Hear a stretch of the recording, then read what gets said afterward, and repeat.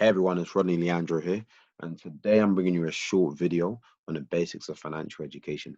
And financial education is very important today because of how today's economy is set up, and it's what's going to give you the skills and knowledge you need to manage money effectively and to be successful. I mean, one can be successful in their profession as a business person, as a lawyer, or as a doctor, but if they don't have financial literacy, the amount that they make will be very close to or the same as the amount that they spend. They will never hold on to money, they'll have no savings, and they won't diversify their income. So let's go on to the next slide. What we're going to be looking at today is income statements, balance sheets, and the cash flow quadrant. The cash flow quadrant was created by a gentleman called Robert Kiyosaki, and he's the author of the #1 financial education book, which is Rich Dad Poor Dad.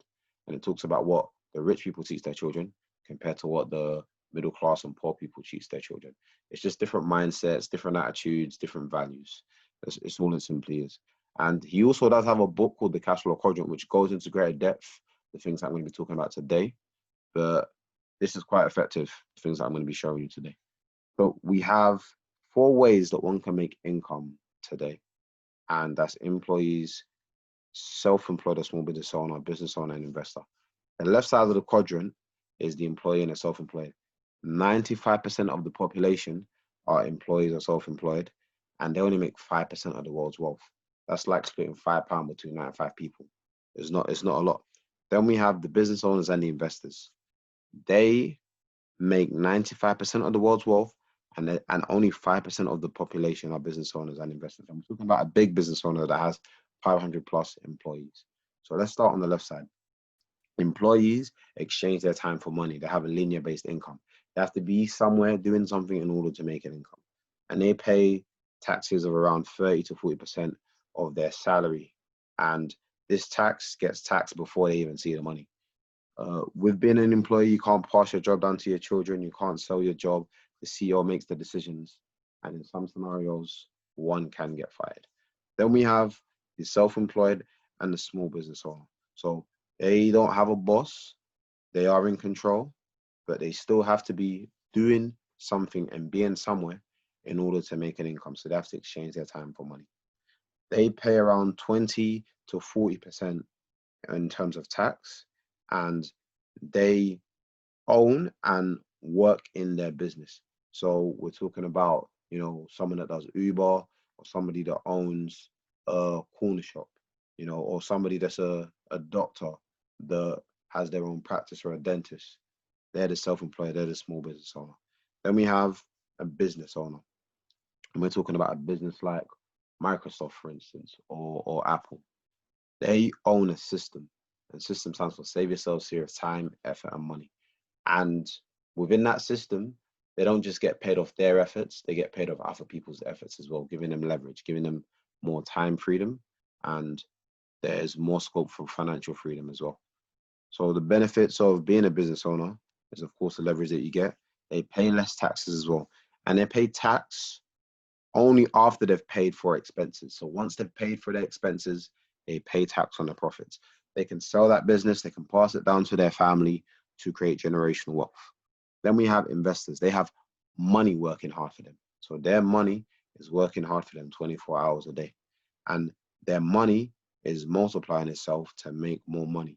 They pay the least tax, 0 to 5% tax. That's what investors pay.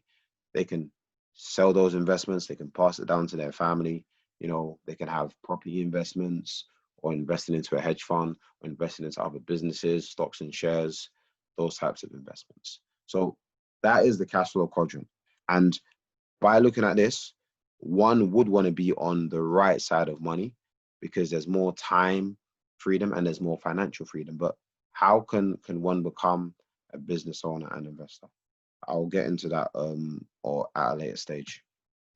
So it is advised that from successful people like Robert Kiyosaki, it's advised that one should transition from the left side to the right side by being a business owner first. Reason being is it will give you the skills and experiences, the cash flow, the time, and the money for you to go into the investment quadrant. The investment quadrant can be one of the hardest quadrants because as a business owner and as an investor, the learning is in the failing and in the losing and losing money. So if you're a business owner and you have that time, you have that money, and you have that experience, it gives you the ability to do better due diligence when it comes to investments and when it comes to the process of how you become a successful investor. And that is, losing money, learning, taking time to analyze investments. So there's three types of businesses. The first one is corporation. That's when you develop your own system. It takes about 5 to 10 years to develop your own system. Ideally, you should have a mentor as well. If you don't, it might be a bit harder and take a bit longer.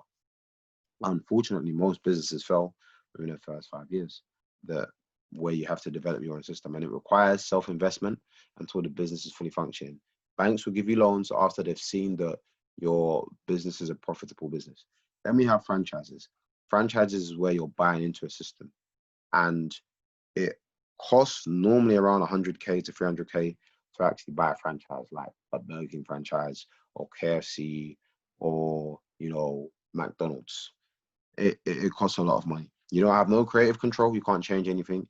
You have to do everything your franchisee says, and there's no room for no innovation.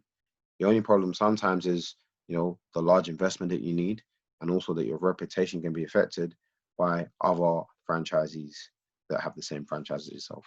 Then we have MLM, multi-network marketing or network marketing. This is when you buy into or become part of an existing system of a business. So you're a business within a business.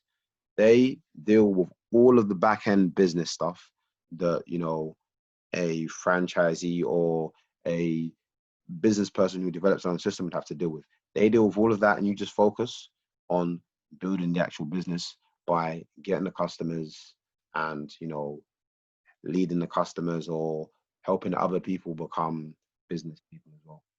There's a low startup cost to multi-level marketing, and it takes around 1 to 3 years to maybe become a 6 to 7 figure earner.